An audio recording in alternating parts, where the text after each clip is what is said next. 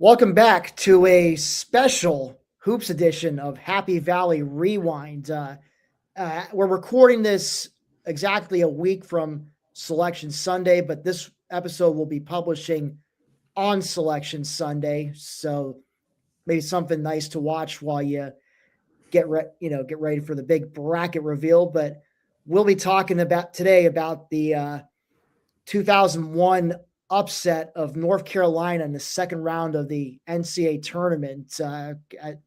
This month marks the 25th anniversary of that moment, which I've told you, I half jokingly describe this as the happiest day of my teenage life. I believe you and I, we talked about this before we hit record. You and I, we were both in high school. You were a senior, I was a junior. So, unlike the 94 Illinois football game we were talking about the other week. This one we definitely remember a lot more vividly, I would imagine. Yeah, I was going to say, I mentioned on the Illinois football episode, like I grew up, people know this if you follow the site closely. I grew up in the state of Indiana. Indiana is a basketball state. Indiana, basketball is the biggest thing. IU basketball is so big in the state, just the high school game, all that stuff. I've coached high school basketball in Indiana. Been so fortunate. It's a great place to coach. And this was my senior year of high school playing basketball in Indiana. And just everything with this team like aligns with sort of my senior year. So I could not wait. When you brought up the idea of doing this episode, I was so excited because I'm in. I'm so in because, 25 years, my 25-year high school reunion is coming up. I probably won't go to that, but I'm so happy to talk about this game. Everything about this. Actually, a really funny story. There was a newspaper in our area, and they would actually take pictures of us, like mug shots, and they would put out basketball cards. And they were like, "Who's your favorite, college team? Who's your favorite college player?" And I'm a senior. I put favorite team, Penn State Nittany Lions. Favorite player, Joe Crispin. And people on my own high school team were like, "Who the heck is Joe Crispin?" And I'm like, guys, like, watch it. They're gonna be great this year. They're gonna be so good. So I went into that season with such high expectations, ready to watch that team, knowing they would be pretty good. Yeah, and I mean, Joe, I'm just pulling up the stats here in sports. Joe averaged 19 and a half points during that 2001 season. Mm-hmm. His brother John, who's also his backcourt mate, was averaging about 7 points per game. But then Jazzy Kleinherd, who nearly averaging a double-double, 16 points, 8.2 rebounds a game. And then Titus Ivory, who we'll talk about more as we get into this game, North Carolina native, dreamed of playing for the Tar Heels one day, but they never offered him.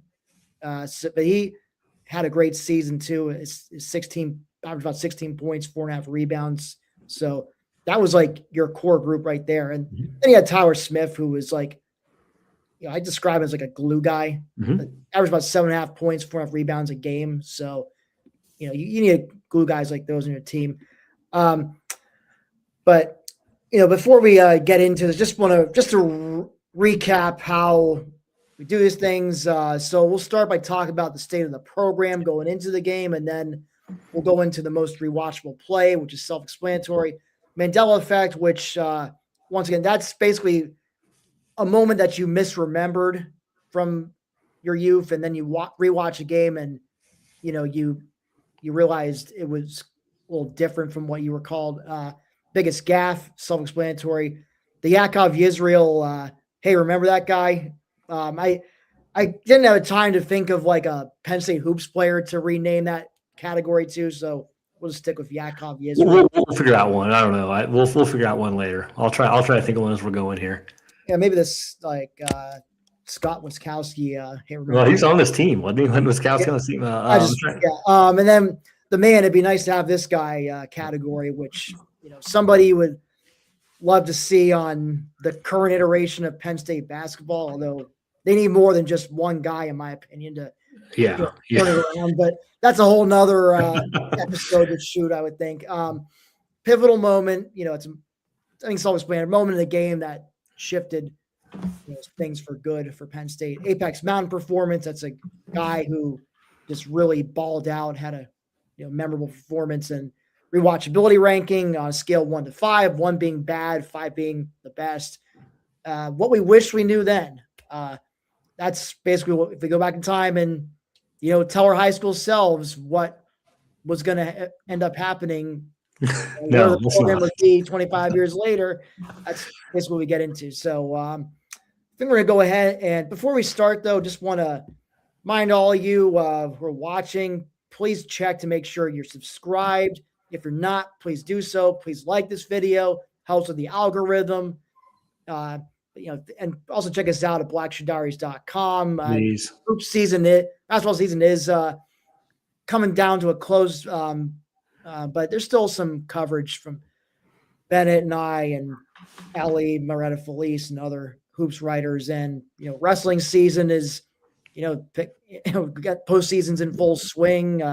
Kale and the boys looking to earn another natty there. Hockey kind of limping into the NCAA tournament, but hopefully they'll turn things around come tourney time. So, check out our coverage of those too. And of course, spring football will be here before you know it. So blackshoediaries.com, check us out there. And now we'll start off by talking about what was the state of the program heading into the game. And I think compared to the football versions of this, I think we're going to spend a good chunk, almost a majority of the time, talking about the state of the program, because I feel it's really important to do that because it helps set the stage for the game that we're going to talk about eventually. And so this was Jerry Dunn's sixth season as head coach. Correct. Yep. He went to the NCAA tournament his first year, took over like in late September. Bruce Parkhill abruptly resigned for personal reasons. And so he took over a very talented team, led by guys like Pete Lisicki and Calvin Booth, Dan Earl. And, they ended up finishing, I think, like second in the Big Ten. They were tied for second at 12-6 in the Big Ten. Yes. They were ranked at one point number 10 in the country. I mean, if you talk about, I always talk about this with, I think it's funny, the two best Penn State wow, I'm already going football. The two best Penn State basketball teams probably of our lifetimes were probably that 95-96 team and probably the 2019-2020 teams. If we're really talking just purely depth, what they had, performance during the season, we're going to talk about this team and what they accomplished. And, there are probably a couple other Big Ten teams, Shrews's team that went the second round, the Taylor Battle teams, great teams. I could talk, we might be the two of the 10 people in the country who could talk Penn State basketball all night. But if you really talk, I think about just purely talented teams, the 95-96 team that Jerry took over was fantastic. You already mentioned Lisicki and Dan Earl and Matt Gaudio on that team, Calvin Booth. Yep. What a really, really good basketball team. They finished, they were ranked as high as number 10 in the country. That's when the BJC opened. I mean, the place was, people can't. Oh, yes. I was at the very first big game at the BJC. Yeah, they can't fathom this, but there were 15,000 people at the BJC to watch Penn State basketball, and they were really good that year, really good. There was no Big Ten tournament. That was the last year before the Big Ten tournament. And then, they were a number 5 seed in the tournament. So, you think about them, you kind of project that out. They're a top 25 team in the country, which is really good. They were a great team, and that was Jerry's first team. And people thought, okay, the program's in a great spot. Yeah, you think that there's they're opening this nice new facility, the Bryce Jordan Center, and thought, okay, the trajectory of this program's looking pretty good. But then the following year, it comes crashing down. They have a slew of injuries. They suffer a losing season. Then the following year, third year, they get back to winning some. They pull off a big upset over a top 5 Purdue team. That's kind of when Titus Ivory was. We mentioned earlier, he was, I think, a sophomore at the time, and he was one of the top guys in the team. I think those guys were freshmen then. They were NIT runner-up in '98. He was a redshirt freshman, maybe, let's say. Yeah, a redshirt freshman. Yeah.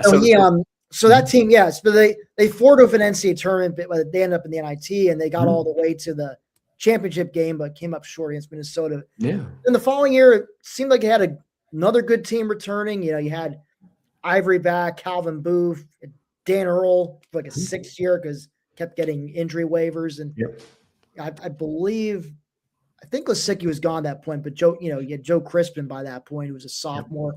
You thought, oh, okay, here we go. This is a team that should be flirting for the NCAA tournament bid, but they lost a whole slew of games that were just, a shot here, a bounce of the ball there, and the result could have been different. But they end up, I believe, with a losing record. They don't, play in any postseason. And Jerry Dunn's on the hot seat going into the following year. And it was looking dicey at times, but then they go on a big run in the NCAA tournament. In the Big Ten tournament. They don't get to the NCAAs, but they do end up with an NIT spot, and they make a run all the way to the Final Four. End up, I think, winning the third place game. They had a third place game at the time. So this sets the stage then for, the 2001 season. And, the pressure is all on Jerry Dunn. It's been 5 years since, they went to the tournament. That was his first year when it was all Bruce's guys. So he's got to deliver. He's going to get replaced. And so pressure's on him. Pressure's on guys like Joe Crispin, who, Titus Ivory, guys who would love to get a crack at the NCAA tournament before they graduate. So it's a very pivotal year for the Dunn, for the program as a whole. And so it started off, they get a big win on the road at Kentucky early on. The Crispin brothers accounted for, they end up beating 73-68. Crispin brothers account for all but 15 or 16 of the team's points. There's an awesome highlight reel on YouTube if you want to check it out. Just search Penn State, Kentucky 2000 or Crispin brothers, Kentucky, and you'll find it. But they do that. They also get a big win at home in the non-conference against Temple, which another NCAA tournament. We'll talk about them later. We'll talk about Temple later. Yes, we will. Yes. So they get a couple of big non-conference wins, and they take care of business pretty much the rest of the non-con schedule. I think the only loss in the non-con was to NC State. Yeah. Big Ten ACC challenge. Yeah. Yeah. Rest in peace to that. So they go into Big Ten play. They're 9-1, and they're feeling good about themselves, but they suffer back-to-back losses to first at home to then number one Michigan State. They get beat by 25. We'll talk about them later too. At Michigan State. Yeah. East Lansing, and then they get beat at home, one point by Iowa. So big, lost opportunity there to notch a big win for the turn resume. But they do go on the road. They beat Ohio State and Columbus, and then they dispatch Northwestern at home, and then they go on to lose back-to-back games on the road to Indiana and also a number 11 ranked Illinois. And then for some odd reason, they had a trip to Yale in late January. They win that on the road though, so they avoid a bad loss there, and then get beat at the Kohl Center by a ranked Wisconsin team. And then what puts them seriously back into NCAA tournament talks is at the end of January, they upset 6th ranked Illinois in overtime, 98-95. I believe it's a game you can find highlights for. That's available. Yeah, you can find that one. Yep. I do vividly remember, I do remember watching the end of that game and being excited when they pulled it off. But then they go, they take the very next game, they host Indiana, and they take them to overtime, but unfortunately that ends with a loss. But then they go on a 3-game win streak. They beat what was then a bad Michigan team at home, double digits. They wax a not so good Minnesota team by 20 on the road.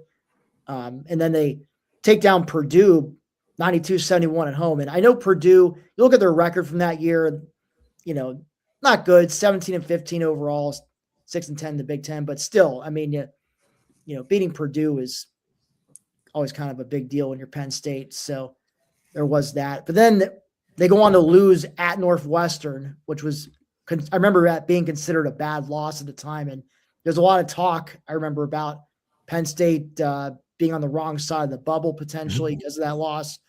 And then they get spanked at home by Michigan State the next game. But then they go on the road to Iowa, get a huge road upset there. And that puts them at 17-9 overall. There's 7-8 in the Big Ten. So now you come to last game of the regular season. You're at home against Ohio State. You win this game, you complete a sweep of an NCAA tournament bound Buckeye team, and you finish 500 in Big Ten, like winning 18-9 record. You're almost certainly in the dance at that point. And Penn State, they come out firing. They take a 20-point lead at halftime, and then it all comes crashing down in the second half. The shots just stop falling in. Ohio State gets hot, and they ultimately complete the comeback, and Penn State just absolutely chokes on applesauce on senior day. And I was telling you, Brian, before we hit record, I was at that game. I think one of my dad's colleagues in his department had season tickets, and they were going to be out of town for that, so we went. I just remember being just so frustrated. Afterwards, I remember just yelling like, "Jerry Dunn sucks!" And I mean, I'm sure a lot of other Penn State fans probably the same sentiments. They're probably ready to run Jerry out of town if we end up missing the tournament because of that. But Ben, I guess before we get further in and talk about the Big Ten tournament, just your thoughts about that roller coaster of a season. The word you use is roller coaster, and the word that's going to pop up probably multiple times in this podcast is roller coaster. This was a team that they were super experienced. They had no depth, zero depth. It's a classic good Penn State basketball team. We look at a lot of these teams that we could talk about like being a good Penn State basketball team. There's zero depth. And so when one or two guys didn't have it going, the team didn't have it going. And the Crispins were as mercurial as anyone. I mean, they were just they took shots that, I'm saying this as a basketball coach. This is someone I've spent a lot of time in my life coaching young men to be at the high school and college level to be good basketball players. And the Crispins sometimes do things that I'm like, nope, don't do that. But sometimes it worked, and good for them. Other times it didn't. And I very vividly remember that Ohio State game. I know I mentioned this to you before we started. Again, this is my senior year in high school, and we had a team dinner. We were sitting around, and we were at I can still tell you the name of the guy's house, but we were at his house, and his parents had made us these really nice steaks, like marinated steaks all night. We're having steaks and baked potatoes, and we're getting ready for our state tournament. The state tournament draw was going to happen, and we're eating steaks and watching this game. And I remember one of my best friends saying, like, man, I just want to sit here and watch Bennett react to his team blowing it right now, because the Crispins were just like missing shot after shot after shot. And it was like, what is happening? They're ahead by 20. They just have to win this game. Again, we talked about the BJC being a really good home court at the time. It's sold out, probably near sellout. You were there. I'm guessing it was a great crowd. So the thing was, I believe this was during – okay. Or it might have been during March 3rd. I think it was actually, I remember the crowd was a little sparse because it was Penn State spring break. There was no student section or anything. Okay. So. Well, I'm Mandela Effect that then. I misremember that. Yeah. But I remember like Penn State blowing this game, just like they're going to win. They're going to win this game. They're going to be safely in the tournament. And they lost that game, and I remember sitting there like literally, with a fork and a piece of steak in my hand, like, I can't believe my favorite college basketball team's not going to make the tournament. And again, I think one thing we need to I know I'm going back a little before now, but like just how Penn State never went to the NCAA tournament. I mean, this is a program. We know this. We're Penn State fans. Again, as I said a couple times on this podcast already, if you're watching this show, if you're listening to this, you're a Penn State fan. You get it. But, Penn State went to the NCAA tournament in 1991, and they upset UCLA in the first round, lost to Eastern Michigan in the second round. Didn't go back to the tournament until 96.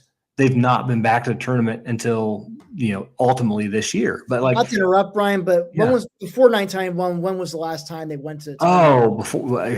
There's a trivia question for you too, I guess. Was it the Final Four year with Jesse Arnell? 1965.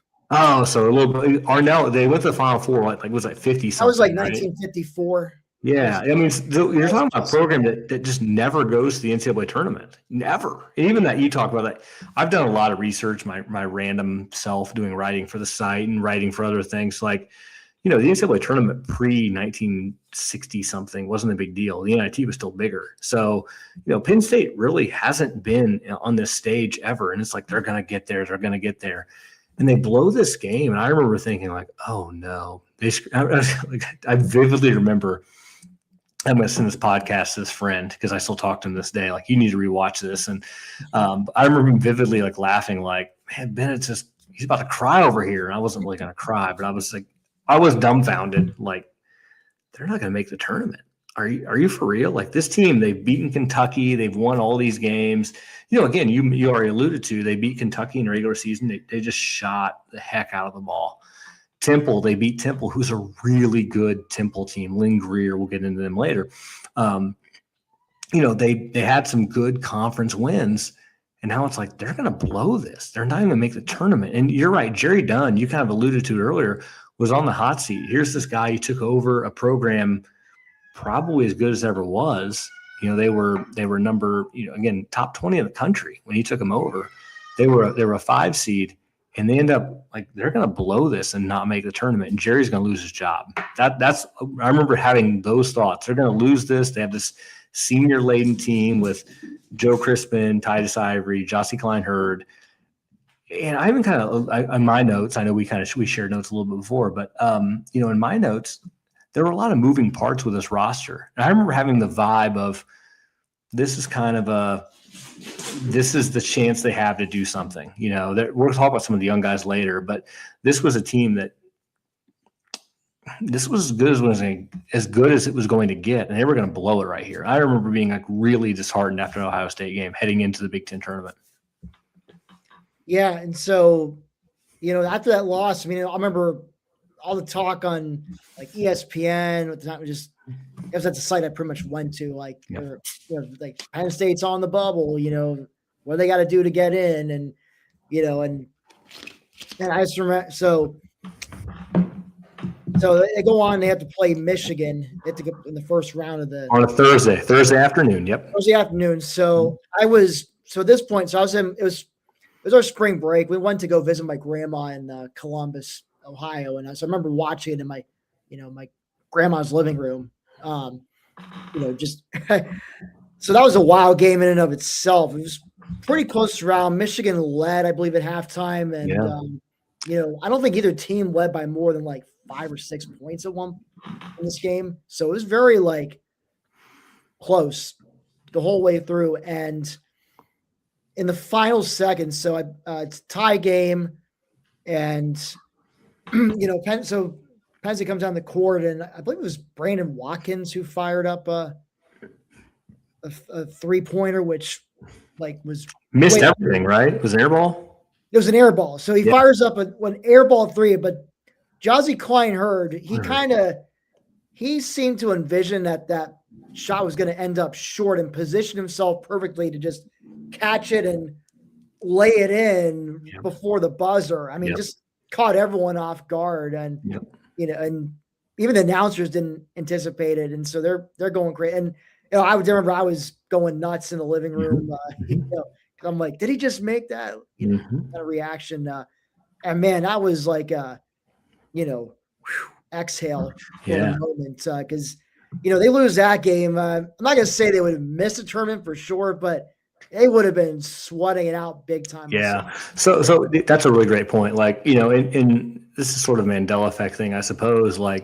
Years later, I started, RIP PennStateHoops.com. If anyone was a member, join us. Be with us. I definitely remember going to that quite a bit. PennStateHoops.com was the site. And I remember years later, by the way, I was PSU Quaker 14 on there. That was my username. So anyway, I'm not sure if I remember your username. I was a regular poster on maybe it sounds kind of familiar. Maybe I do remember. Yeah, but I very vividly remember some discussion years, not even then, but years later, Penn State, Uncle Lar, if he's out there, Uncle Lair out there. Remember Uncle Lair. Uncle Lair was actually Penn State was fine. The computer models had him in, even if they lost to Michigan. And I was I know what you're talking about. Whatever. Whatever. I don't care. That moment felt okay, Penn State is probably in. I remember even still then as a again, go back to where we were. I was a high school senior. I vividly remember we were in the state tournament and we had practice that day, and getting home, and I rushed home. I didn't even shower after practice, drove straight home, turned on the TV, and overtime was happening. And I watched, and I was like, yes, they're going to do it. And famously, Jossie picks up the line, carries the line off the floor, which becomes this really big thing in this whole stretch. Yeah, it becomes the celebration. It was in the One Shining Moment video. Yes, it was. We'll get to there. But I remember that and then saying, okay, I think they're okay. I feel good about them. Okay, here we are. I actually remember taking a shower, and then we had we were playing in the state tournament. We had another team dinner that night, and I was like, whew, I can relax. No one's going to be yelling at me, making fun of me. I'm going to take a shower, and drove to our team dinner that night, and we got ready to play the next night. So again, a lot of this, I'm sorry, guys, it's tied to me. I'm a basketball guy. It's tied to me. This was my high school senior year in Indiana where high school basketball reigned supreme. If you guys are, again, hopefully you're basketball people listening, but if you're a football guy, equate Indiana basketball to Pennsylvania football, equate Indiana football to Pennsylvania wrestling. It's that big a deal. So I just remember being so pumped. And by the way, I have to get this in right now while we're thinking about it. I did find this in my closet. 99-2000 Penn State shirt, Penn State basketball shirt, Nittany Lions basketball, T-shirt. This has been through a lot of IM games, a lot of workouts, a lot of, not long runs. I got to wear that tech stuff like you, Tim, but a lot of 3 or 4 mile runs. This has been through a lot of those. It's seen some wear and tear, but yeah, that Michigan game on that Thursday afternoon, it was whew, we can breathe. I think we're in. I'm pretty sure we're in now.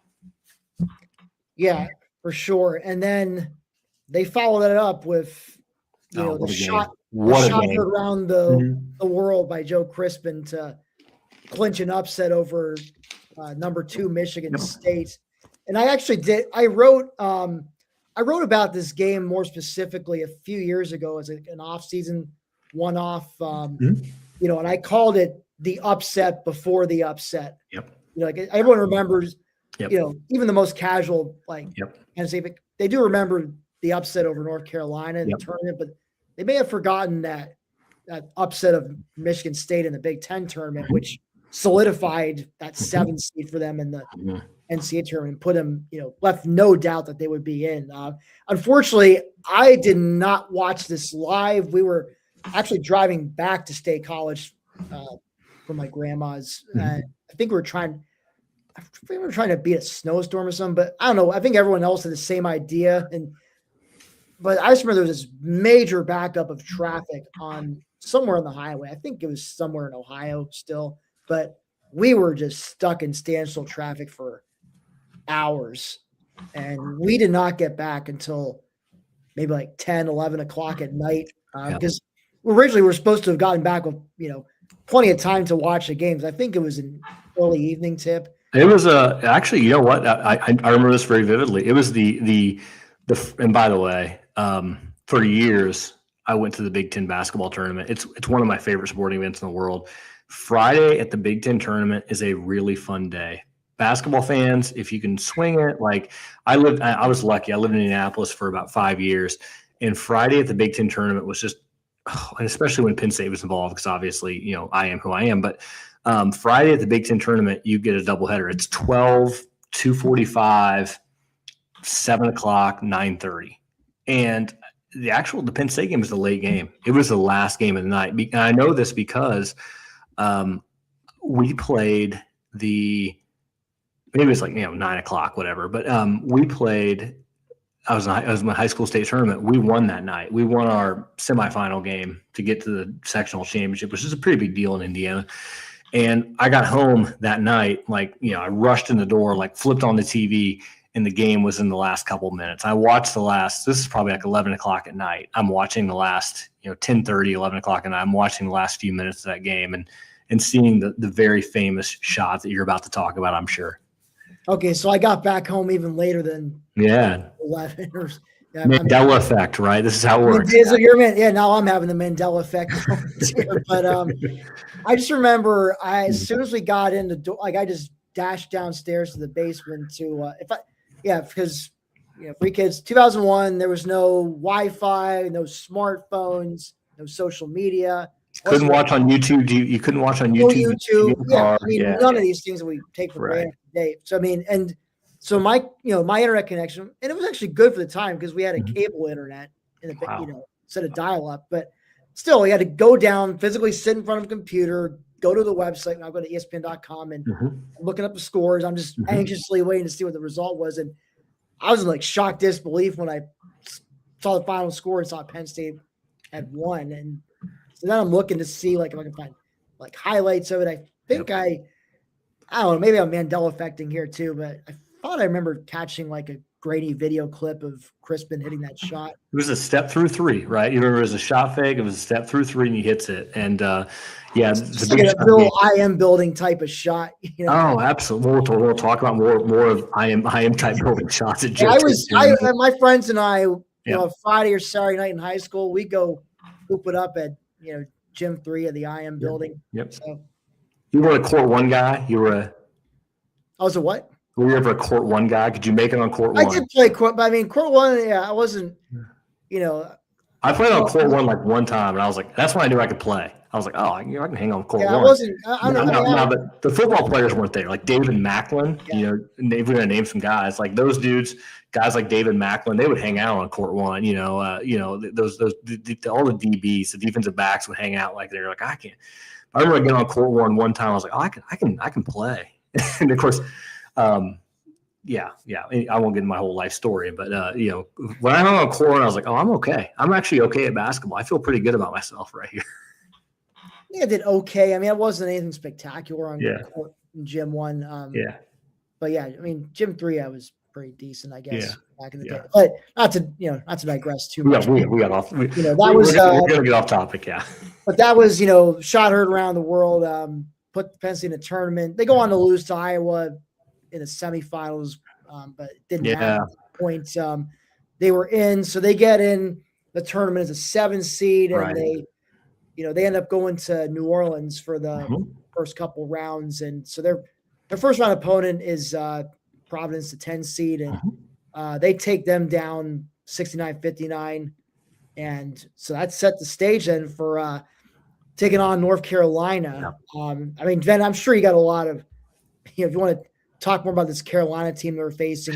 Sure. Like let's set the stage with this Carolina team. So, in fact, we'll go ahead and name some guys now with the Carolina team. Get a little ahead of ourselves, but this North Carolina team, there was kind of a weird stretch. Dean Smith had retired in the late '90s. Bill Guthridge took over, had some good teams, but it was Bill Guthridge was like the Larry Coker of assistants, if you're thinking football. Like they were ready to find something new. And so Matt Doherty comes in, and he has a loaded squad. I mean, this team they were ranked number 1 during portions of the season. They were number 2 seed.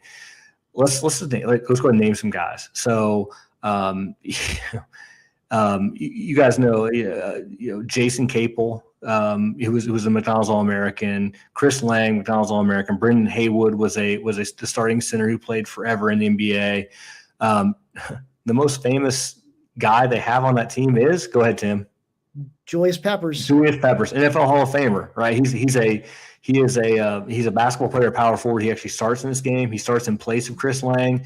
He's the only athlete to have ever played in both a Super Bowl and an NCAA tournament game. Wow, that's a great stat. Yeah, and he's an NFL Hall of Famer. So Julius Peppers is on his team. Ronald Curry, he's Ronald Curry. If you're way back, you're our age. Like Ronald Curry was like the high school athlete around that time. He went to North Carolina. He was a star rating, probably a 5-star quarterback, 4-star quarterback, right? And he was a star point guard. He was going to play both sports for him.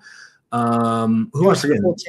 I'm forgetting Joseph Forte. Yeah, Joseph Forte, the best of them all, the All-American out of DeMatha High School in Hyattsville, Maryland, one of the most famous high school programs in the entire country. Joseph Forte.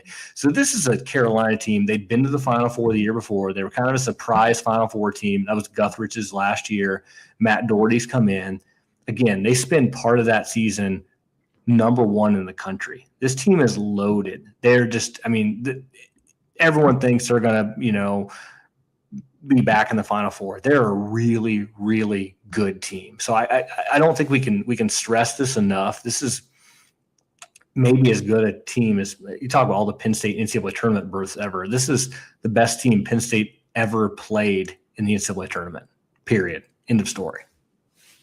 Oh, that I wouldn't doubt it one bit. Yeah. This was a game I remember going into it thinking like, look, I just hope Penn State keeps it competitive and doesn't get blown out. Like I was not really thinking that Penn State was going to actually win the game. Like I just hope that we give ourselves a chance maybe to steal it at the end or something like that. So I don't know what your thoughts were going into that. Yeah, I mean, so it's funny. Like I actually put this in my notes. Like this may have been the beginning of emotional hedging for me. You know, those of you who gamble on sports, you're like, I do this a lot with Penn State football games. It's like, oh, there's no way Penn State's going to win this game by 2 touchdowns against, I don't know, Minnesota, or there's no way Penn State can stay within 4 against Ohio State. So you'll go ahead and kind of, spend that money on the other end. And when Penn State winds up winning, you're like, well, I paid for a win, So I remember this very vividly. I had a high school class. Again, I'm a senior high school in Indiana.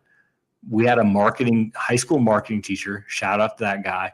And he had an NCAA pool, and we all filled our little brackets and whatever. I had Penn State losing to Providence. I'm not gonna lie. I think that was the first year I believe I did like one of those bracket pools as well. And I think I had Penn State beating Providence, but I had them losing to Carolina. But I remember I had them losing to Providence because I was like, I don't care. Like, if they beat Providence, I'll be happy. Yeah, I had to pick Penn State to win one game. I had to pick one. Okay. And by the way, we should note. I mean, I'm sorry, we'll get back to this in a second, but we talk about Penn State being a bubble team. They wind up a 7 seed. They were safely in. In fact, they were the higher seed. They were the better seed against Providence. So, they were clearly probably more of a top 35 team rather than if you're thinking like, in terms of at large, they were a top 20 at-large team, more so than they were a top, borderline bubble team. So good for them. But I remember not picking them to beat North Carolina. So we're spoiling here. We know Penn State wins this game. That's why we're talking about it. But I remember coming in that Monday, and I was like, I walked in that class like, yeah. And I remember my high school marketing teacher said, you didn't pick them to beat Providence, man. You can't brag. And I'm like, no, I don't care. I'm happy. I'm in a great mood. They're in the Sweet 16. This is awesome. Funny, well, not to get too off topic, but there was a kid who picked Hampton to beat Iowa State. Oh, that was that year, yeah. That was the same year that upset happened as well. And the next day in school, he's just like, bragging about it to everybody, So just had to throw that in there. So yes, so we're in the second round playing this North Carolina team that on paper, I mean, they should win this game, and they could very well do this without too much trouble from Penn State. Maybe Penn State hangs for a half, but then, Carolina's size and athleticism and depth just becomes too much for them. But I mean, so I guess this can, maybe we can take this now to start talking more about the game itself. So we'll start with what the most rewatchable play in this game is. I have a few that I jotted down, but I want you go first. You go first. Yeah, the one that I'd say I would pick out of the 3 was it's like early in the second half, and Crispin hits a fadeaway 3, and then Jim Nance, who's doing the call with Billy Packer, it's a classic tandem, Final 4 games together, but they were calling this game, and Jim Nance goes, with all due respect to Coach Paterno, there's another Jones State College, and his name is Crispin. So I mean that's probably a clip I could watch over again. That move is sick. I mean, he hits him with he goes at him hard right, goes back behind the back, step back 3. That is again, I'm a basketball coach. Like, you are in your bag right there. Joe Crispin was in his bag with that shot. And it's like, oh, I mean, by the way, it's on Ronald Curry guarding him, and Curry kind of like almost falls, and Crispin hits that shot, and Crispin kind of like smiles. You can kind of almost see him like, smirking as he runs back down the floor. And it was like, no, that was definitely a rewatchable play. Like, maybe one of the more rewatchable. So I 100% agree with you, because that was a just absolute sick move. Like, from a basketball workout standpoint, I'm like, guys don't do that. Like, just to go this way and to hit the 3. And it was like, whoa, all right, yeah. So then the other 2, I'll go for the other 2. Yeah, go ahead. Moments that I had. They were so the other one is So Joe launches a quick three, and then Carolina gets the rebound, but then his brother John gets to steal it midcourt, and then John fires up like this, quick three, which barely grazes the rim, but then Joe, gets up there and gets an easy putback layup because Carolina was too lazy to get back on defense. Yeah. And then my other moment was Joe somehow it's like Tyler Smith misses a three, but despite being surrounded by like Haywood and Lang in the paint, he managed to just get in there and just tip it in off the miss. Yeah, I definitely had the Joe tip in on my list, but like the two plays you mentioned, again, I rewatched this. I've rewatched it twice now. I rewatched it again this morning, but both those were like the quintessential Crispin plays to me. Like if you follow the roller coaster of that season, I'm going to stay here. Like, so if Joe and John, guys, find our podcast, because again, like we're the biggest stands you have, but like you took some bad shots, guys. You took some just dumb shots, but you sort of bailed each other out. And it was like, but I love the confidence. And again, as someone who probably modeled my game a little bit after Joe Crispin, like, yeah, I'd have shot it too. I don't care. But Joe and John both just took some dumb shots there, but they kind of bailed themselves out. You mentioned John with a big steal. And then like, John, what are you doing? You're shooting from 23 feet on the run. What's happening here? So both those plays, I think definitely I'd mentioned here. My answer to this was like, I don't know, all of them. It's probably going to be like what I say about this game a lot, but there were so many signature plays in this game. Tyler Smith hits a huge baseline jumper late, which I know we'll talk about later because it comes off the Watkins assist. Tyler hits a huge shot, right? Because it comes off maybe a Joe. Yeah, it was whoever it was, but Tyler made the steal, or Joe or Watkins made the steal, but Tyler hits his baseline jumper, his big play. I mentioned, John Crispin hits this like high arching three. I mean, he shoots the ball. I think it hits we're talking, this game was played in the Superdome. If you're like a true Penn State fan, they won their first national football championship ever there. It went higher than the punt that Penn State punted on the last play. Like John's shot hit the rafters and came through. I don't know how it did it, but that shot was wild to me. Titus Ivory hit a couple huge threes, including one big one late.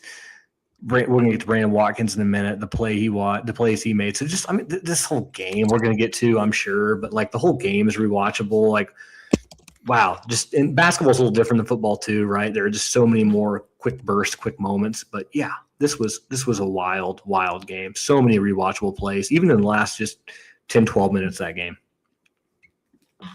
Absolutely. I think this brings on to the Mandela Effect.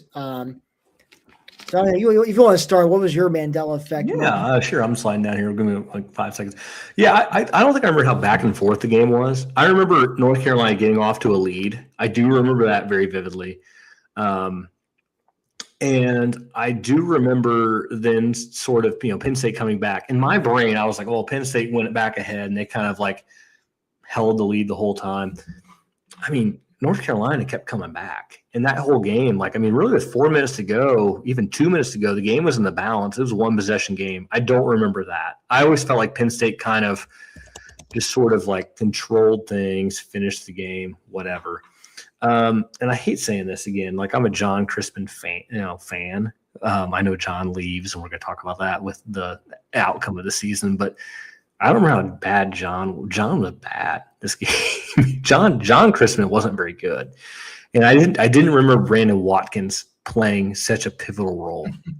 Brandon Watkins was Watkins with Joe and Jossie and Titus and Tyler at the end. And I didn't remember that at all. Did not remember that Brandon Watkins played such a huge role in this game. And John was just sort of on the bench cheering. So, yeah, I also had Brandon Watkins playing such a huge role on the bench. I didn't recall that. We'll get into Brandon's contributions shortly, because he definitely did play a pivotal role in the final minutes. The other thing I had was just that I don't remember, like, it took Penn State nearly halfway for the first half before they hit their first three. I guess for some reason I remembered, like, the Crispins came out firing and hitting from the beginning. I agree with you. Tim, I agree with you so much because we've already talked about. This was a team that, like Kentucky, against Illinois, against Michigan State, they relied on the three so much, and they didn't really shoot the three that well, especially early in this game. By the end, they have some big ones. They hit some big ones, but it wasn't like they came out bombing. Again, if you're a real one with Penn State basketball, you're going to remember that game at Kentucky where they just like shoot the heck out of the ball the whole game. It's not that way at all. They don't shoot it well early. You're 100% right. Like it's midway through the first half where they hit any threes, and which is crazy because I associate this team with being a great 3-point shooting team. For sure. This will take us now to our biggest gaffe, and I don't know about you, Bron. Like I'll defer this to you because it was hard to really pick a particular moment where they gaffed real bad. But I remember, I actually think so. Actually, there's two. Maybe we'll link to both of them. We'll definitely link to the one from this username vslice02 because that's the one we watched the most. But there's another video which is like it only covers the last like 8 minutes of the game, I believe. Well, but I think it's from watching the second video I was just talking about. There's a moment where even the Billy Packers point out, like Joe and John were just jacking up these wild shots, and Billy Packers made a comment like saying like, Jerry Dunn needs to call a timeout and regroup his guys, something along the lines of that. So not a specific gaffe, but that was just like a moment where they were just forcing things. And I think Carolina was trying to build a lead at that point. Like they had a small lead, and it looked like maybe they had a chance to, put Penn State away. Yeah, I would agree. Again, basketball is a little different because it's just we're used to. We've done a few of these episodes. It's like football, where it's like one play, one drive, play. Right. There's so much continual action in basketball. There are stretches, but I said the biggest gaffe was the Crispins take some bad shots. We've already alluded to it. And they kind of bailed themselves out, or someone else bailed them out. And they actually literally bailed themselves out a couple times, each other, but. This was the problem against Ohio State. This was the problem in a couple of other games. Like the Crispins would, they were so good. And I want to stress, Joe Crispin's a top whatever player, Penn State ever. He's fantastic. Again, no bigger Joe Crispin fan than me.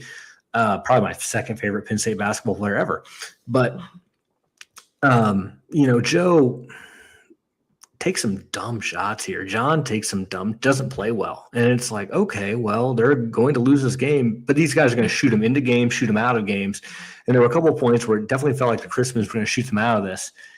And that was the gaffe, right? And you alluded to it. Packer even says at one point, like, Jerry Dunn got to get timeout. Like, get these guys, like, calm down. They're trying to do too much. I was doing some reading about this game and even talking about going back to the Ohio State game, like Jossie Klein-Hurd, we haven't talked a lot about yet. We're going to get to more Jossie later, but Jossie Klein-Hurd basically was ready to kill Joe at the Ohio State game. Like, what are you doing? Like, you're killing us. You just but that's being a shooter, right? You feel like, I don't care if I miss three or I'm making the next three. And you love that confidence, but also sometimes it hurt them a little bit. So you see that very clearly in this game. And so couldn't think of a random Penn State basketball guy to use this category for, so we'll stick with you, Yak. Ooh, the David Jackson, either one. You want DJ or Smooch? The DJ Jackson. Hey, remember that guy, right? We got two David. We're gonna real quickly the DJ Jackson. Hey. Yeah, because you got two DJ Jackson. There we go, the DJ Jackson. Hey, remember that guy? That's the best part of Penn State. If you're like really, this was like 2006-ish. They had literally two David Jacksons on the team. They called a guy like one was Mooch, the other Mooch and DJ. Yeah, like so. There you go. The David Jackson. Remember that guy? Because there were two of them. Yeah. So that's my best answer. My random guy to remember is Jamal Tate. That's a good one. He played a few minutes off the bench. He was a guy that people thought in future teams he would be a starter and a key contributor.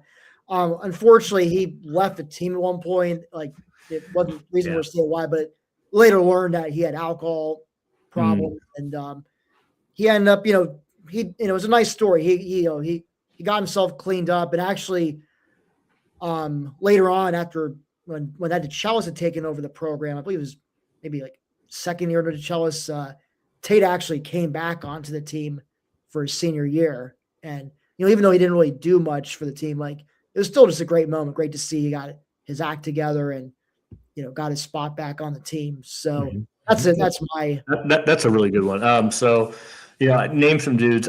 We're gonna get to more Brandon Watkins later, so I'll kind of push him aside. He was initially here, but you mentioned Tate. Tate was on my list. There were three guys who were underclassmen who I thought, and you watch that game and you're thinking like, okay, Penn State's in good hands with Watkins.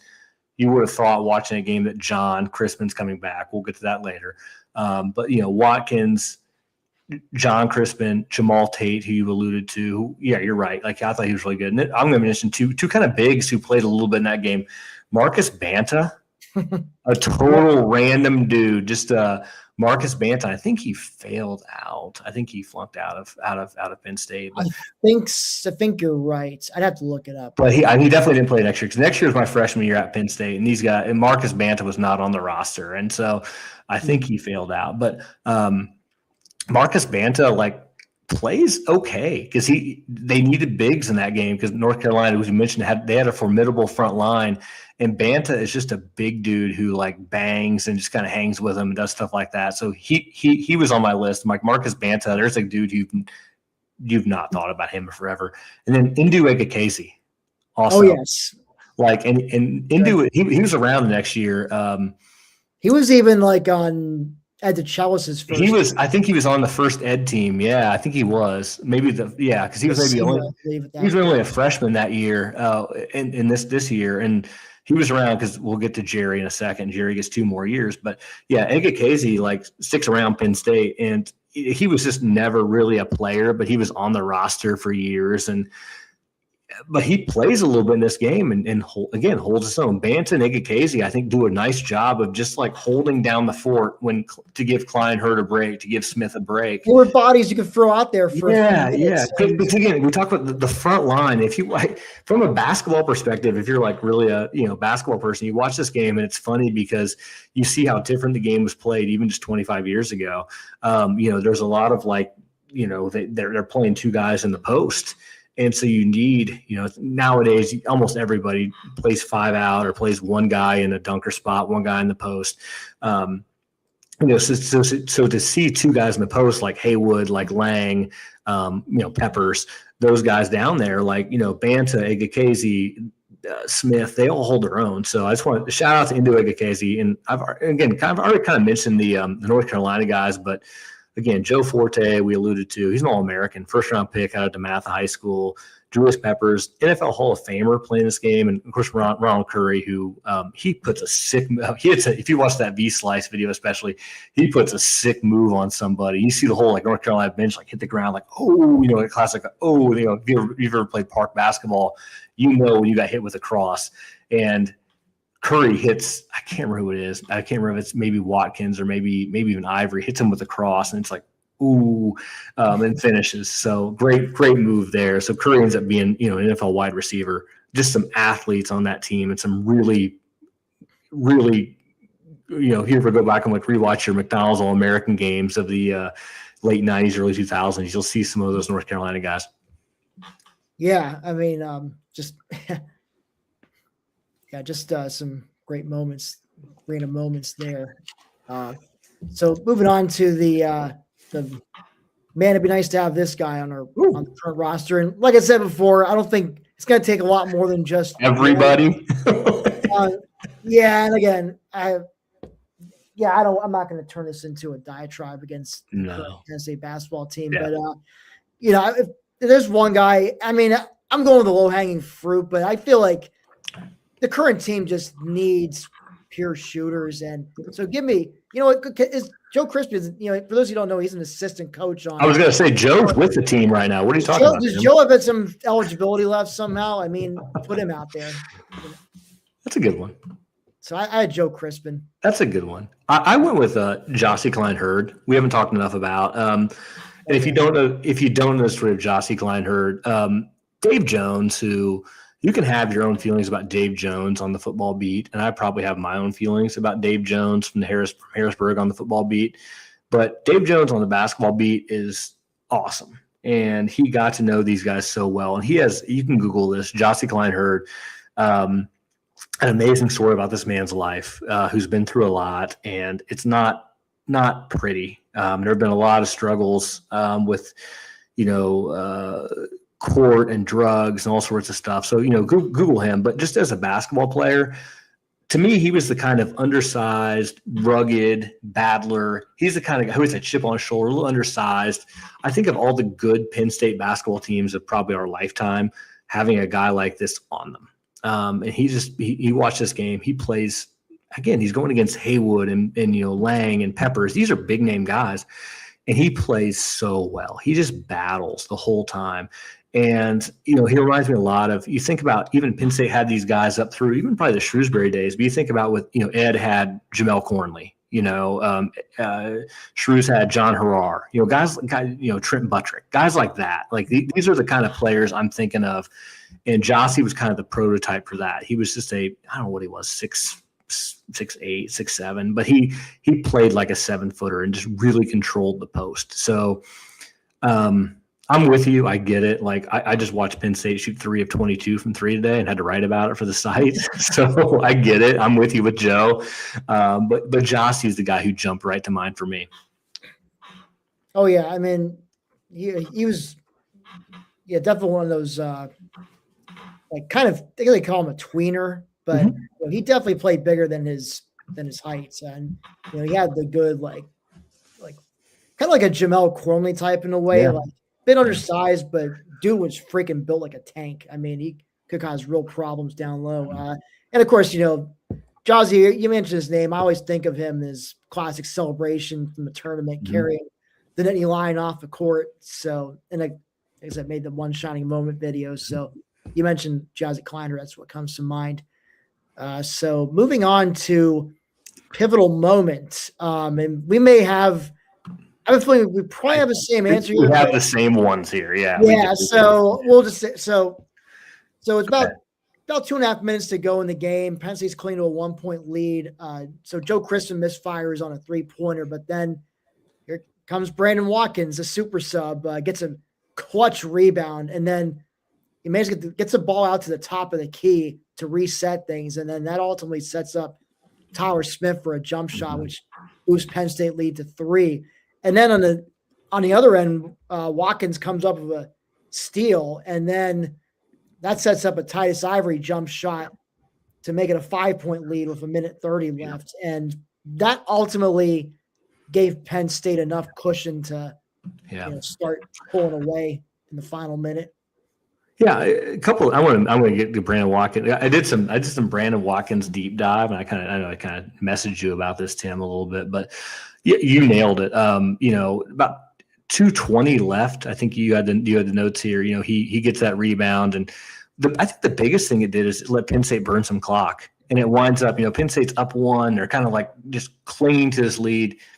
It lets them. Tyler Smith hits. And Billy Packer even says, or Nance says it, I think Nance, but the biggest shot of Tyler Smith's career, but it's set up by Brandon Watkins. And then, Watkins steals the inbounds pass and they burn a bunch of clock, and Ivory hits a shot, puts them up 5. So it's not only that they, Watkins kind of stole them 2 possessions. He stole them a minute on the clock. They're up 1. And again, Carolina, this is a classic, almost we talk about this in football terms. If you're the better team, you have more talent, you want more possessions.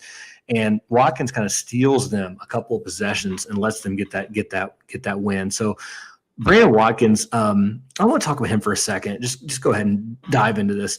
Basketball folks may remember this. There's a super famous documentary called Hoop Dreams. It's one of the most famous basketball documentaries of all time. And it's at St. Joseph's High School in Westchester, Illinois. That's where it kind of starts. And William Gates, Arthur Agee, they start their high school careers there. That's where Brandon Watkins went to high school. He played for Gene Pingatore. And I actually found this, I found like an old Illinois high school game. I was kind of watching a little bit. And Brandon Watkins, like his senior in high school, they're playing against East St. Louis in the Illinois High School State Championships. They're like in the Final Four, Elite Eight, something like that. And Watkins completely outplays Darius Miles, which is the name of this time. Darius Miles plays in the NBA for the Clippers for a long time. And Watkins is just so good in the fourth quarter of this game. And I was like, just kind of watching, I'm just kind of doing Brandon Watkins research. I'm like, man, this guy was like a clutch player and really was a clutch player in this game. And I've always felt bad for Brandon because he ends up sticking around. We'll get to what happens with Penn State in the future, but Brandon sticks it out. He stays the next 2 years. And they're awful teams. I mean, those Penn State teams are awful. But Penn State, those 2 years, they pull a couple of random kind of quality upsets. And I remember about both of those games, it was Brandon Watkins who made the big plays in them. And so Watkins is one of those guys who you put him on the floor in the last 4 minutes, 5 minutes of a game, he's going to find a way to make something happen. So I just really wanted to kind of like shout out Brandon. And again, this is kind of Mandela Effect. It's naming the guy. It's a pivotal moment. It's all those things in one, probably an apex moment. But Brandon Watkins was completely out of the blue so good down the stretch in this game. He made so many big plays. And we didn't mention this here. He hits a I don't even have this in my notes, but he hits a shot some point in this game too. He hits like a little like mid-range little. Actually, yes, in the final minute, I think it was a 3-point game, and then 3-point game, yeah. So Watkins drives the baseline and just hits his floater. Yeah, not even in the pivotal moment, but yeah, Watkins. Yeah, you're right. Not in the pivotal moment because we've gotten the pivotal, but even Watkins later in the game, when the last like minute, hits a humongous. That was huge too. Shot. Yeah, like I mean, again, that was Mandela Effect. We'll name it some guys, whatever. Brandon Watkins was just a clutch player in this game, an absolute like key to this. So Brandon, follow us, like, subscribe, like. We love you. I mean, what a game for this guy. Absolutely. Moving on, the Apex Mountain performance. So I actually have go ahead. Good. Yeah. For this, I've Titus Ivory for this one. 21 points, 4 rebounds for the North Carolina native who the broadcaster said he dreamed of playing for the Tar Heels. And this was like a chance for him to get a little revenge, on the school that slighted him. And, he certainly made good on that promise. He had some pretty big shots during the game too. I just mentioned, one of them when we're talking about Brandon Watkins setting him up, hit a big shot to put them up 5 with a minute and a half to go. But, he has had a great game in general too.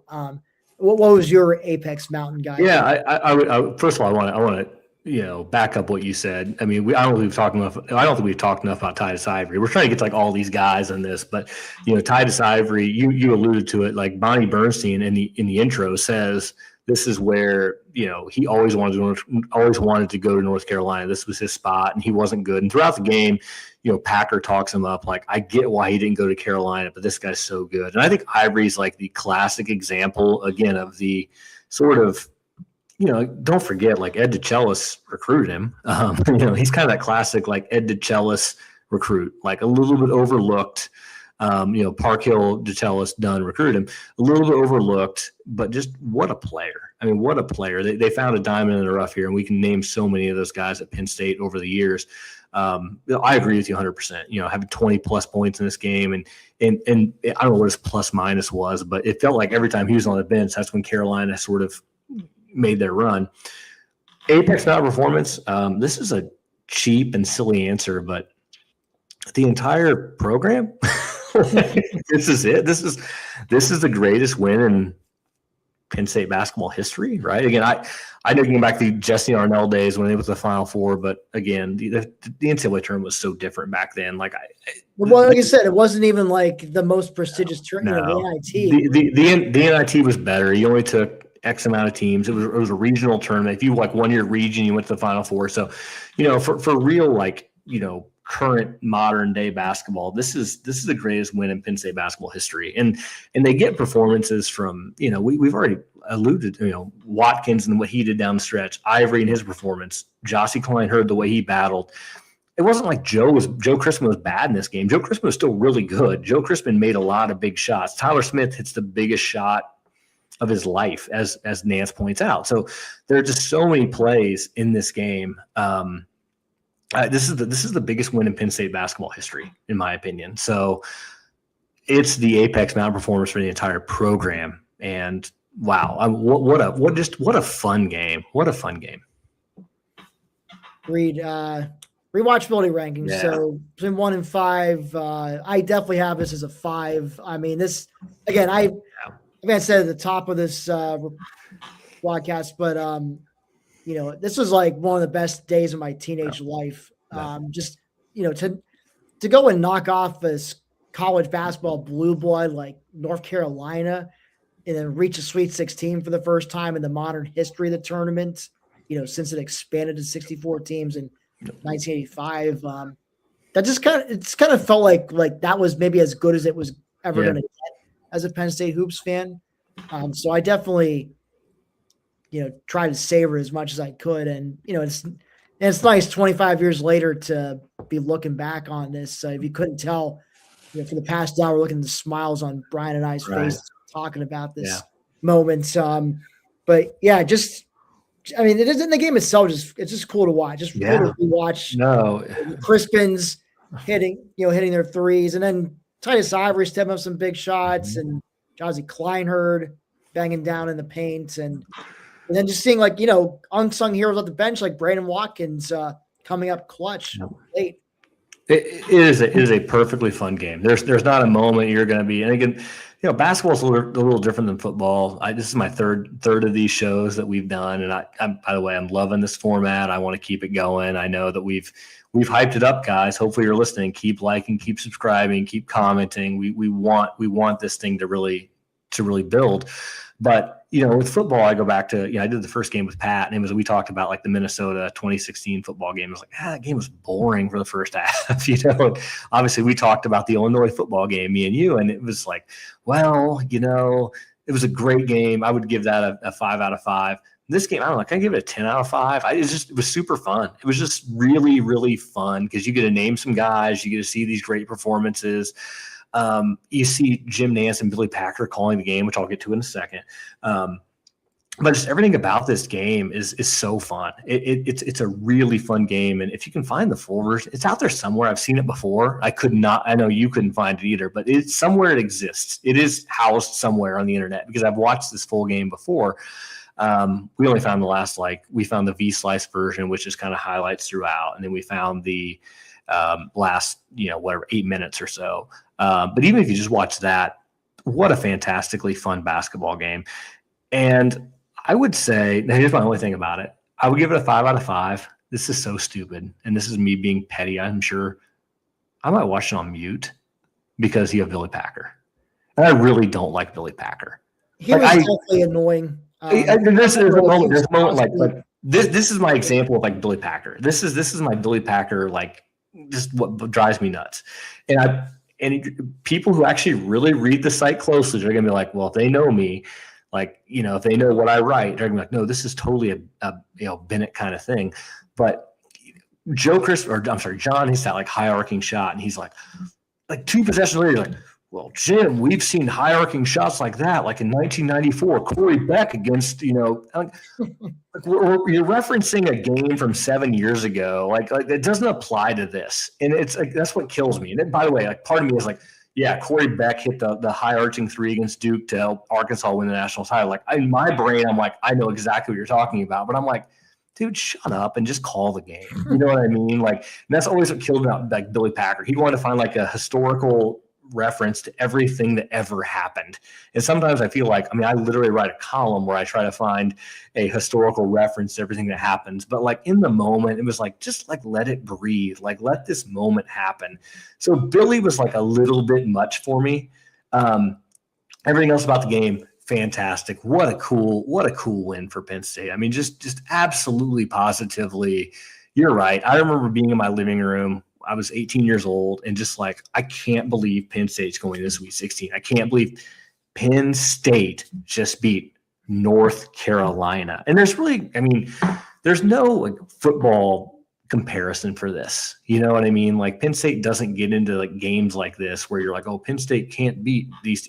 Penn State's unrivaled for a reason. Maybe the closest you can compare it to is a 2016 win over Ohio State. Yeah. No one was expecting just because of where Penn State was at the time. Like if Penn State, but it's not because of Penn State historically not being a good football program. It's just it's a little different of a dynamic there. As opposed to like you have a you got a Penn State that's historically just not a basketball school. They're football. Right. Yeah, not at all. And again, so. And again, that's the thing. Like Penn State, that's the kind of funny part. Like, I guess the only real comparison would be 1991. Penn State beats UCLA. They beat UCLA in the first round, and then they kind of blow it against Eastern Michigan. And I know that's maybe a transition into what happens after this game. Yeah, well, I guess unfortunately, I was a little young to really follow sports at the time, but I've since watched those 91 team games. Mm-hmm. I probably would have been annoyed if the Eastern Michigan lost too. Mm-hmm. But anyway, so that was the first NCAA, by the way, that was the first NCAA tournament I ever remember watching. 1991. That was like the first NCAA tournament I ever remember like vividly watching. And so like I was like a kid, and we kind of alluded to this before with the show. Like my dad liked Penn State football. I was like, oh, go Penn State. Did Penn State has a basketball team? And everyone on our site says that. Like Penn State has a basketball team. But literally I was like 8 years old, and I was like, Penn State has a basketball team? Oh, okay. And they beat UCLA. Like I know UCLA is supposed to be good. So kind of a nice segue, I suppose. Yes, I was 7. I was in first grade. I wasn't quite following. But that fall was when I would start watching the football games for the first time. So basketball would wait another year or two, I think, before I started getting into them. But I digress. Last but not least, what we wish we knew back then. I realized at the time, like, okay, this might be as good as it's ever gonna get. Like, you can't. It was 16, but also, and I knew, okay, the downside was that it meant Jerry Dunn was gonna stick around a little longer. What I didn't realize maybe was just how badly the bottom was gonna fall out. I mean, they followed that up after that Sweet 16 with back-to-back 7-win seasons. Yeah, Dunn resigns, and then in comes Ed DeChellis. And he. It takes him a few years to even make the team. Can we backtrack before that a little bit, though? I just want to go to that Sweet 16. I do want to talk about that regional, because it's not just that Penn State won this game. I think we've kind of skimmed over this a little bit. It's not just that Penn State won this game. It's that if you look at the bracket, the next two teams if we're talking about Penn State ever going to a Final Four, they played Temple in the Sweet 16, and had things held, had Penn State beaten Temple, they play Michigan State, who they just beaten. We already alluded to this 2 weeks before, and that was a young Michigan State team. Jason Richardson was a sophomore. Marcus Taylor, I'm going to throw an Indiana reference in here. The best high school player I ever played against, a guy named Zach Randolph, was a freshman on that team for Michigan State. He played against Zach Randolph. I played against Zach Randolph, yeah. So, you got to spill some of the deets here on the. Yeah, so that's a whole other podcast. But anyway, the fact that Penn State, they were going to go play in Atlanta. It wasn't like they were playing Temple, in Philly, or Temple in, someplace. It wasn't like playing Michigan State in Chicago again. They'd beaten these teams already. They were going to play. Majority Penn State fans that game. I remember that it was in Temple. Yes. So they were going to go play on a completely neutral site. They played in Atlanta. That's where the regional was held. So you have Penn State playing Temple in that game. In my brain, I remember watching that game as a Friday night game. I remember thinking, like, man, Penn State's going to win this game, and they're gonna play in the Elite Eight. Like, there was no doubt in my mind Penn State was going to win that game. And we talk about the highs and the lows of that team. John Crispin played well in that game. No one else did. John, who hadn't played very well against Carolina, was basically the only guy who really showed up against Temple, and they lose that game. And again, kind of Lynn Greer and that group, but I remember thinking, like, man, like Penn State really had a shot to go to the Final Four, and that hurt. Although I'm not sure if they would have. I don't know if they'd be Michigan State. Yeah, I think Michigan State would have probably. It was March. It's Izzo in March. I understand that, of course, but they already wasted their March magic on in the Big Ten tournament. Maybe. But still, I agree. It would have been nice to have knocked off Temple and at least, made us dream of a Final Four. Yeah, Michigan State would ultimately just crush it. Yeah. So again, before we get to and you've already kind of hit it with the back-to-back 7-21 seasons. By the way, that was my freshman year and your freshman year included there, Yes. right? Like, so that first 721 was my freshman year at Penn State. The second was your freshman year. So. I actually remember being a freshman that year and being like, hey, are they going to do like a Sweet 16 banner reveal? I was all excited, and the banner was like already up, NCAA 01. And I think they lost to like Yale in the season opener. It got smoked by Yale. You can look that up, but I'm pretty sure they did lose to Yale in like season. Oh my God, they got like smoked. They got smoked by Yale. James Johnson and Yale came in and just owned them. And I was like, oh, we're not very good. This is not a very good team. And we kind of mentioned a couple of those guys. Brandon Watkins was starting point guard. Tyler Smith was still around. So those guys were still there. But you had guys like Sharif Chambliss, Edgar Casey was still on the team. Jamal Tate was still on that team. Which is not a very good basketball team. Kevin Fellows, Idaho, Mr. Basketball, just like that team, like wasn't very good. And they got smoked by everybody. I mean, I just remember like them getting killed. I almost won a car that year though, at a game. Can I tell that story? One of those shootouts. Yeah. You ready for this? Can I tell a quick story? They were playing Indiana of all teams. Indiana was national runner-up that year. That's what Indiana had. Jared Jeffries, Kyle Hornsby, Tom Coverdale. I got to the game. I'm sitting there, in the student section. The guy comes up to me. He's like, hey, you want to be in a contest? There was like dumb contest, if you remember, like, slam dunk contest on a Little Tykes goal, stuff like that. And I was like, what's the contest? They're like, have you ever shot before? I'm like, brother, I'm from Indiana. I can shoot it right now. Let's go. And he's like, all right, well, if you can make it was a layup, a free throw, a 3-pointer, and a half quarter. Oh, yes. In 30 seconds, you won a car. I get to tell a story online. I'm so excited. So I was like, yeah, I'll do that. Sure, whatever. And so I walk out, and this is in January, my freshman year. And the guy's like, hey, have you ever played basketball before? I'm like, brother, I told you I can shoot. I'm like, what are we going to do? He's like, shoot the free throw first. If you shoot the free throw, it takes you right to the layup. I'll give you more time. I'm like, all right. So we're at a TV timeout. There's a decent crowd for this game. And I'm like, all right, I'm going to BJC. I step out and I hit the free throw, make the layup. I'm like, you hear the crowd and you're like, oh. I'm like, I'm dribble out the three. I shoot my first three. I bury it. I'm like, oh, wow, I'm about to win a car. And the crowd's like all of a sudden going nuts. I remember glancing to my left and the whole IU bench is looking at me. They're like staring at me. And I'm like, hey, I shoot a half quarter. Swear to you. Backboard, front of the rim, back of the rim, front of the rim falls out. I'm like, oh. You hear the crowd go, oh. I grab it one more time. I dribble back to half court as fast as I can, shoot one more time, hits the backboard, hits the front of the rim, back of the rim, rolls out again. They're like, oh. I remember the guys like, man, you were so close to winning. I was like, what would I have won? It was like I don't even know, like a Corolla or something like that. I was like, I don't know. I was like, man, I was so close to, we won't name any sponsor names, but like the Toyota dealership in State College was this close to giving me a car, that close. So that's my cool story from, I don't know how we got on that, but anyway, 2000, 2001, 2002. We're talking about like the next year. And again, that may have been me almost winning a car may have been the high point of the next 2 seasons, actually. That's what I think we're getting at. Yeah, that makes sense.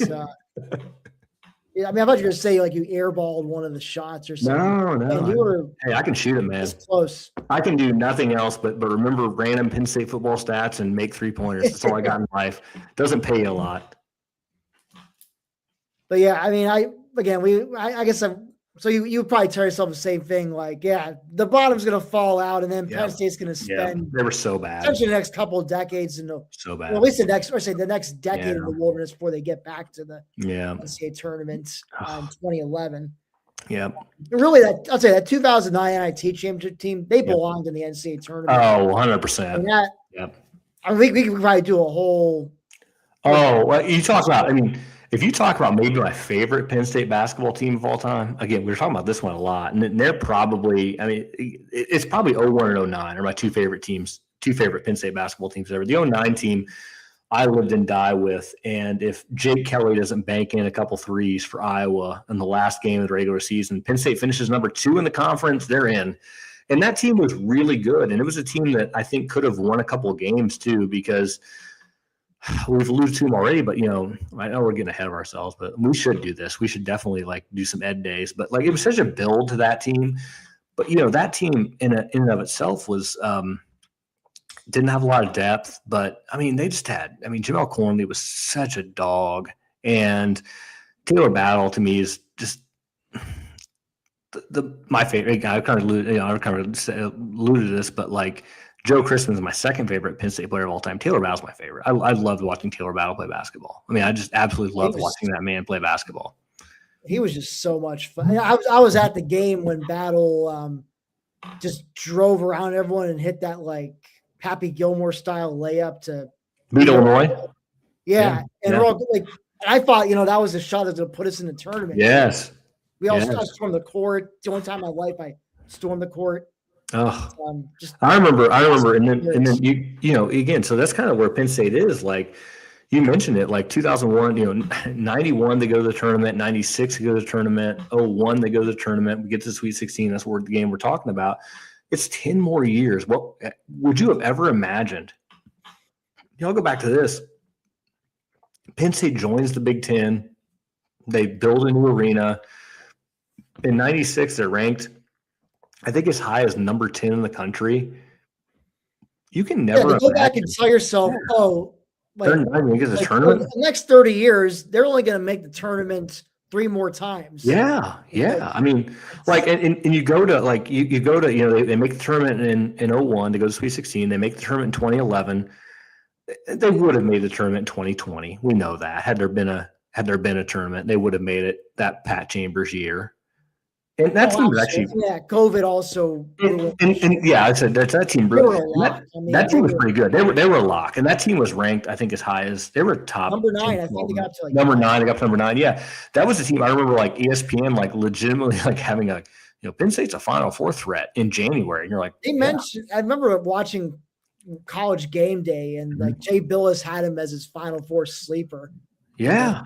I go back to, I think that the 96 team, which we're kind of like bookending, 96 and the 2020 team, to me, are the 2 most talented Penn State teams in history. Now, the 01, the 09, the 11 teams, those are like the teams that they were the most fun. And then obviously we had the Shrews team a couple of years ago with, Funk and Pickett and those guys. That was fun at times. It things got really frustrating, towards like mid-February, but then of course they kind of, a lot of ways like this 01 team. Similar from 2001 because, they go on a big run late, but then they blow a 20-point lead at home, this time to Rutgers, which jeopardizes their NCAA tournament. But then they come up with a ridiculous, they almost won the Big Ten tourney. I mean, they almost won the Big Ten tourney. They almost beat, Edie and, that group with Purdue. They almost beat Purdue in the Big Ten championship.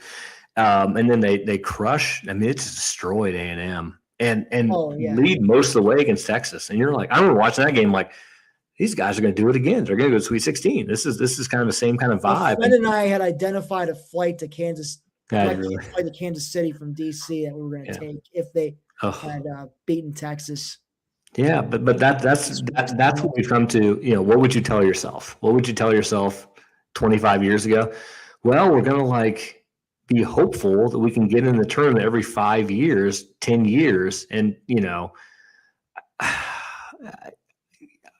I don't know. It just stinks because I think Park Hill had done such an amazing job of kind of building the team. It was right there to the point where it could have been I think Penn State could have been, I think about Wisconsin all the time. That's my comparison. I know it sounds terrible, but Wisconsin was a bad Big Ten team growing up. They had a couple good guys like Michael Finley or whatever, but they weren't very good.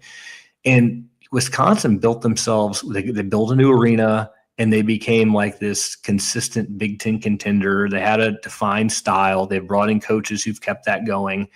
And Penn State just didn't do that at all. And so that's always been the frustration for me. And people always talk about this is me getting way off on tangents, I know, but people talk about, they shouldn't have built the arena. No, the arena's fine. I remember someone the other day, I had something on Twitter if Penn State had built this kind of arena. If you've ever been to the Breslin Center in East Lansing, which I have, I've actually coached a game there.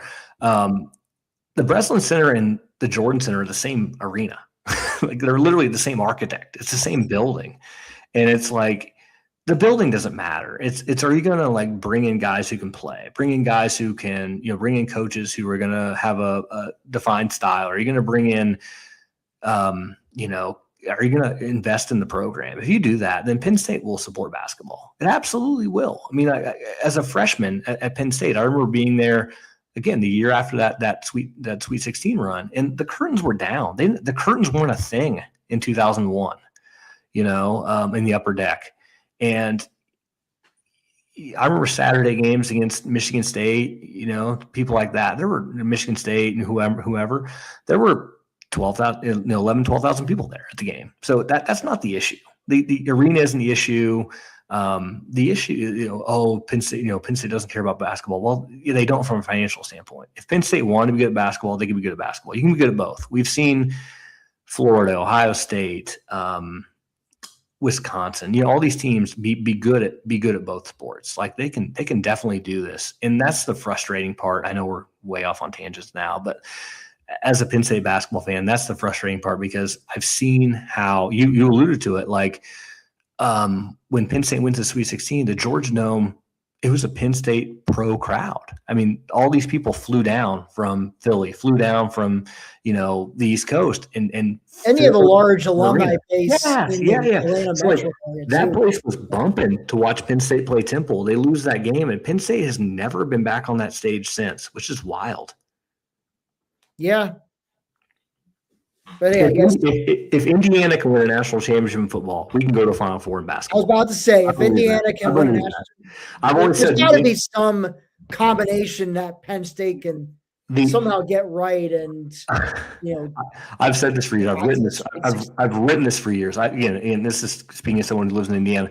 The inverse of Penn State football is IU basketball. They're the same program. The inverse of Penn State or IU football until last 2 years has always been Penn State basketball. Like, people will care if you put money into it, and you got to go find the basketball, identify the hoops version of Kurt Cignetti. Yeah, all right. Let's find that guy now. Comment below. Yes. Who is the basketball Kurt Cignetti? We got to find him. Yes, not Brad Stevens. Stop it, guys. Brad Stevens is not coming to Penn State. Okay, he's not coaching again. Period. He is never coaching. He is a cush job. He is a cush job. Brad Stevens is not coaching basketball. So find someone else. Pick a new one. Yeah, whoever that may be. That's another show we could probably do. But we've hit almost an hour and a half here. Wow. Which wild. I guess I don't know if that's like great or sad or maybe a bit of both. Maybe it's just we both just are Penn State hoops geeks. Just maybe some of the 50 diehard Penn State basketball fans on the planet gathering to discuss this. So this is, I just want to point out, this is your favorite Penn State basketball moment of all time, right? This yes. one. Okay, me too. Do you have a number two? Can I ask you your number two? Number two. Oh man, I mean, I would have to think about this. I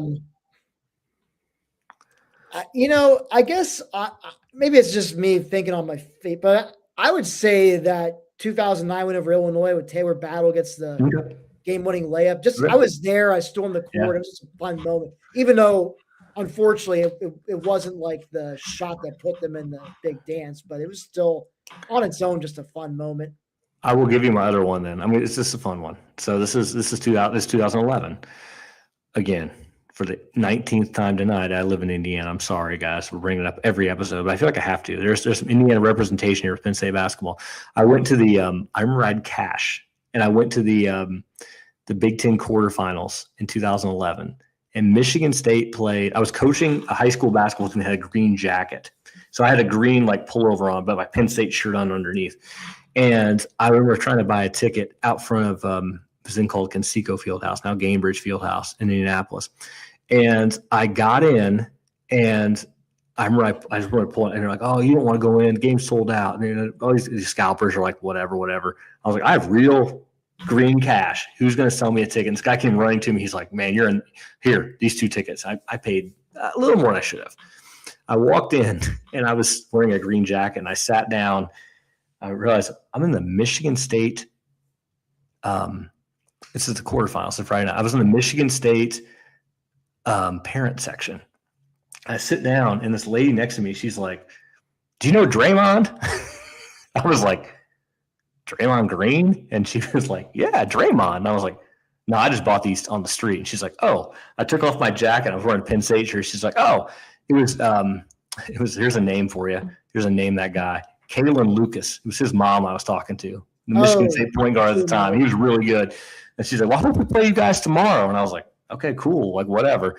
So I was at the game that night, and what a weird game. Taylor Battle sets the all-time Penn State scoring record. Again, Taylor Battle, my favorite player of all time. And the final score of that game, remember this one? Wisconsin, 36-33. 36-33. It was a game at State Basketball back year. I was watching it at a friend's house. And that was just such a. If you go rewatch that game, there's actually a point you can see me like I'm right behind the bench. You can see me like wearing a Taylor Battle jersey. I'm 25 years old or something, 26 years old, and just having a good old time in Indianapolis that night. I remember Penn State wins that game, and I was like, the Penn State student section was on third level. I was like, I'm high-fiving every person here. I sprinted up the stairs, and I get up to the stairs, and I'm like, I'm exhausted. I'm high-fiving. You're like, what's wrong with this old man? I was only 26, 28 at the time. But I remember high-fiving everybody. And that to me was like my favorite Penn State basketball. It was like, Penn State's going to the tournament. Taylor Battle's the all-time leading scorer. This is the greatest night ever. So that was a good night too. That's what I got. So I wish I'd known back in 2001 there'd only be like 3 good moments since then.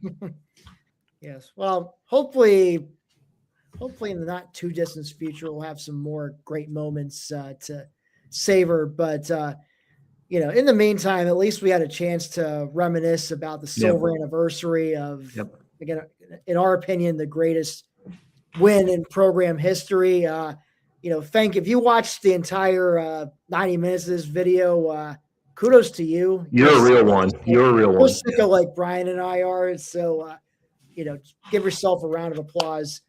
Just a quick reminder, if you haven't already, please like and subscribe to our channel and check out our work at blackshoediaries.com. So once again, on behalf of Brian and I, thank you so much for tuning in, and we'll see you for the next edition of Happy Valley Rewind.